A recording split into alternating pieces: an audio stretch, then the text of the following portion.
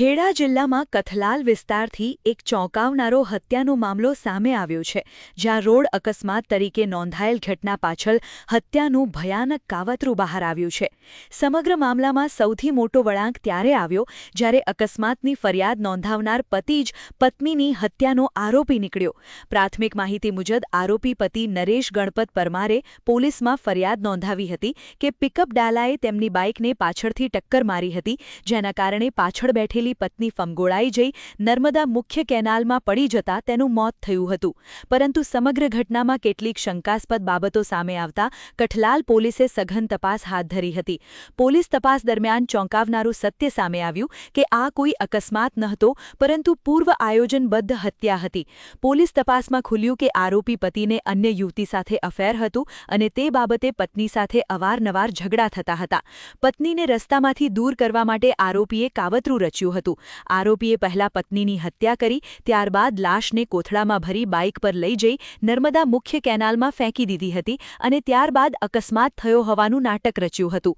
કઠલાલ પોલીસે સમગ્ર ગુનાનો ભેદ ઉકેલી હત્યારા પતિ નરેશ ગણપત પરમારની અટકાયત કરી છે. હાલ પોલીસે આરોપીને જેલ હવાલે કરવાની તજવીજ હાથ ધરી છે.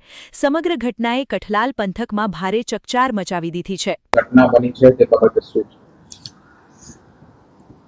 કઠલાલ પોલીસ સ્ટેશનની અંદર લસુંદરા પાસે જે કેનાલ છે ત્યાં નરેશભાઈએ ફરિયાદ આપ્યા મુજબ પોતાની પત્નીને મોટરસાયકલ પર જતા હતા ત્યારે પાછળથી કોઈ વાહન એમને ટક્કર મારેલ અને એની પત્ની ઉછળીને કેનાલમાં પડી ગયેલ છે એવી જાહેરાત આપેલી અને ફેટલ અકસ્માતનો ગુનો રજીસ્ટર થયેલ, જેની તપાસ કઠલાલ પોલીસ સ્ટેશનના પોલીસ સબ ઇન્સ્પેક્ટર જેડી કુકલ કરી રહ્યા હતા.